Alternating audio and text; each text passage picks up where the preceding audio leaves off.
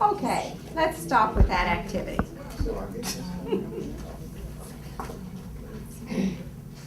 Did you find it perfectly clear what you were supposed to do from the get-go when I gave you the assignment? You didn't? Yeah. Somewhat. No. Somewhat. We had no problem. No problem. You won't get Medicaid. All right. So based on where you were coming from in here today, you were able to hear that and do something with it or not. Now, how did it help any when some questions were asked and there were answers given? Yes. Yeah. Okay. What if people hadn't asked questions, but you were sitting there confused? That actually happens a lot. That's why people, when they wait until the crisis bubbles over before they'll ask a question. And it's a shame because they could stay out of the ER a lot if they would ask the question. And you might save time on a project like this if you knew and understood it from the beginning. So what could I, as the instructor, have done differently? Provided more background. More specific in what we need to look for. Be more specific. Give an example. Make sure the person understands what you're asking. Uh-huh. And that's often called teach back. Tell me what the assignment is. I deliberately did none of that this time because I wanted to show you what is fairly typical. Here, this is your activity, do this. Now you might go the next step to say, do you have any questions? And you're still processing what it was that you said I was supposed to do. I don't know whether I have any questions or not. And meanwhile, I'm out the door, I've stepped aside or whatever, right? And then you look around and you see some people are going and you're not, so how do you feel about that? Does that make you feel like, what's wrong with me? Yeah. Right? Okay, all right. So we kind of processed the process a little bit. Now let's go into the task and we're going to process it a little bit. The task as you understood it was what? Who would like to explain it to the group? Apply for Medicare for the first time. For the first time, apply for Medicare. Now, what did you have to go through in your head to begin to get started on that? Age. You had to figure out an age that would make you qualified, so you had to know that. Did everyone in here personally know that to begin with? Yes. No, some of you did not, see? Okay, so what? We make an assumption that everyone knows that it's at 65. Right. The confusing part is Social Security used to be tied to that. It was post-65. Social Security for some of us is later than that, but you're still eligible for Medicaid, not to be confused. Right. Right. Okay. See, look at her, look at that look on her face. You can get Medicare, but you can't get the money. And think about this. The leading edge of the baby boomers, millions, are moving into eligibility for Medicare. And at our household, where my husband turned 64 this year, we're starting to get notices of, so how do you apply? Right. And I've read through some of those. And he says to me, well, what do you think? I think maybe this is something we're going to have to understand better. This is not clear to me, you know, and that kind of thing. But I'm also not highly motivated at the moment, because the one thing I did look at there was what was the time period when it had to happen. We've got several months, and we were moving, and, you know, what do you think the odds are that I can find that piece of paper? Probably not, right? Okay, but anyway, so there's some basic things that you'd have to know. But we assume people know that, right? And so people can be late getting into acting on something because there's some information missing. So, all right, hopefully when you're working in a pair, did you notice that you could complement each other? That maybe you could say something and that got some activity going? And then, because you were kind of dead in the water. If I had told you to come down and sit there and list everything, you'd have probably been stopped. We could have done that as an experiment, but today I'm moving on. Because with at least one other person, you can start to move through this. There actually is research to show that often, not always, but often, two heads are indeed better than one. Two heads that aren't equal to one, no, never mind. Okay, so let's go through some of the things you came up with. Just call them out. Proof of age. Proof of age. Social security number. Social Security? Well, the first thing we decided to do was to log on to the internet. And Oh, then you're gonna go get the information you need here, like, Yeah, oh, that's- let's not do what I know. We're gonna go get some more information. Right. I said go to the Social Security office. She's gonna go to the Social Security office. That's a bad place to go. You ever been to the Social Security office? You can go or call. You could Go or call. Yeah. And try not to get on hold. So you're gonna seek out some more information before, you're not gonna limit to what you know. Right. All right, but you believe there might be somewhere you could go to find that information, right? www.ss.gov. And do you believe you have the freedom to go do that, to complete this activity? Could be, yeah. Somebody in here could have gotten right on and done that. So well, let me look up what they say the steps are, but no, you know, did I tell you you couldn't? No. No, I didn't, did I? So you could have done that, right? Like, duh, I could have had B8 instead of the tomato juice. Okay, let's keep going. Documentation. Yeah, you gotta have some most of us Documentation. assume we have to have documentation. Now, when you say that word, what does that mean to some of the rest of you? What are you gonna have to have? Look for social security card. Probably Yeah, what that. is that? Proof of age. Well, there you go. She says we gotta find out what documentation they want. I get on the internet. Yeah, I showed up, in my move, I showed up with the wrong documentation at the post office, and they still won't give me the key. I gotta get the right documentation, which turns out is in an organized box that I packed, so I have everything, and we can't find that box yet. We haven't gotten there. It's probably, well, you know, put Your back. birth certificate. But okay, it isn't just enough to say I need documentation, I need to know what kind of documentation. Then I gotta find that documentation. Of course, all of us know where our social security card is, that we were issued when we were 15 or 16, or maybe when we were born. But yeah, look for your birth certificate.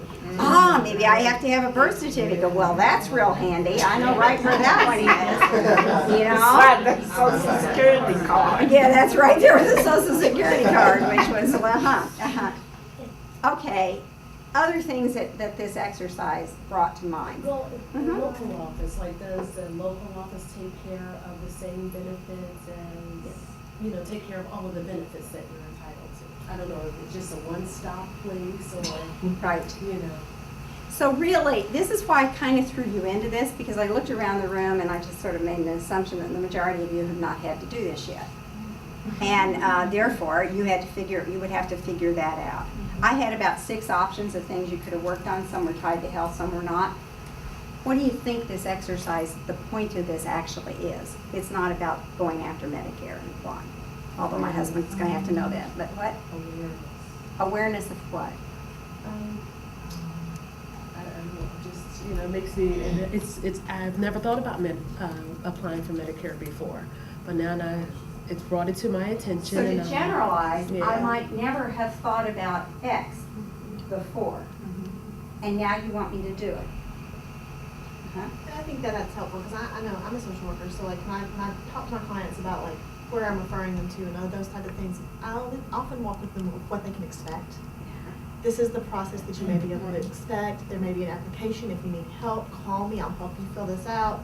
Those type of things, so that they're not just walking in there or doing some blind calls and saying, you know, because a lot of times that's intimidating. It's very intimidating to deal with government agencies and It not is, knowing isn't what it? to expect. Even when you're kind of used to handling things like that. Yes, ma'am? Well, what she said about going on the internet, I think illustrates the difference between generations. My father would never go near a computer. He wants a person with a pulse. Exactly. So it just depends on where you are. Some people, the first thing you do is Google it. And other people want to pick up a phone. Some people want to get in a car or in a bus or whatever and go. And some people might turn to their sons or daughters or those like that and say, you know, help me with this. Uh-huh.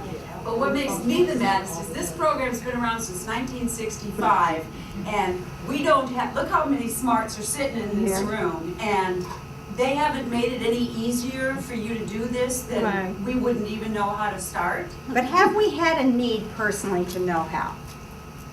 No. Have you had a need to know how? I have. You have. Well, yeah, I had to do it for someone. So that's why you knew some steps to take. Yeah, see? but- But most of us have not yet had the need. Exactly. So I don't know how you operate, but I operate with a, okay, do I need to know this or not? Right. And if I need, and why do I need to know it? And what do I need to know about it? Right. And there is, and have they got me up here? Oh, yes. You've been looking at that one. It lost its point and, at some point, which we may or may not get to, there's this process, maybe you've heard it called Ask Me 3. Yes. Right? Okay, this Pfizer got behind it and this big effort, what is my main problem? I noticed they put the word main there. What is my main problem? What can be done about it? Why is this important? But I say it's plus one more equals 4. And how do I do this? Because see, I could have made your job easier by telling you to go do this and how you could have done it.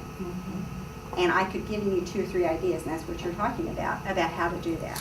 I could have said, do you like getting information online through the internet? And if so, then go to www. And this is where you'll find that. Do you like to get it from a person? Then it's also available to you. You may call, and here's the phone number. Or you may go see someone, and this is where you see what the difference would be? It takes you to that next step. And as, again, from the outside, listening to people about this, Ask Me 3, I still say, but how does it get applied? And I don't know how to do it yet. I know what it is, what the problem is, I know what is important about it, or why it's important, I know what I'm supposed to do, but I don't know how to do it. And you don't know from me what might be blocking me in doing this. So you could go that next step and ask me what would keep you from being able to enroll in Medicare within this period of time when you're supposed to. And then I might reveal to you several things.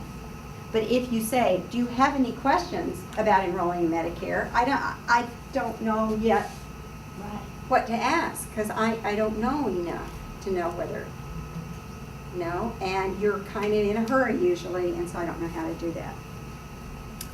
Well, we did that exercise. We're going to skip this for a minute, which means we have to skip all of this because we didn't see it. This kind of summarizes what benefits there are in improving health literacy. And all of this is documented by the research. There's a great deal of research behind all of this. There is still a need that the cutting edge of research in health literacy is to actually provide the evidence that when we do all these things, the change that you're intending occurs. And one of the reasons we don't have that is that's a longitudinal kind of thing, and there's not been yet enough investment. Fortunately, in the last 2 or 3 years, through NIH, they're starting to invest in some longitudinal studies in health literacy, and so we should see more of that. The Affordable Care Act actually explicitly mentions health literacy, and it implicitly mentions it a lot when it talks about health information. Why should you be interested? Well, of course, you're in the health world, but to most other people, it's overwhelming with information. I mean, you can give me lots. I walked down the hallway and looked at all that stuff about asthma. There's a lot there. If I was even in the field walking down looking at all of that. Now, if I had a particular need, like, one caught my eye, was the one about chemical sensitivities. I went over there, ooh, I got that. You mean there's a society for that? I got to follow up on that. It's outpacing even our knowledge capacity. Things keep changing, and research studies get released, and they counter each other, and you don't know what to believe out of all of that. It's outsmarting our ability to understand. And so it takes someone to translate and help us to understand. And our wisdom to know, understand, and decide when and how to apply it eludes most of us. We don't teach for wisdom. We teach for facts. And wisdom is to be able to take those facts and make some sense of it for me. Like my OBGYN did when that one study showed the hormone replacement therapy wasn't working. But when you looked at it, it was who it was that was taking that And we did some discussion about alternatives and so forth, and I did do some shifting, but I wouldn't have had the wisdom if she hadn't helped me know how to frame that.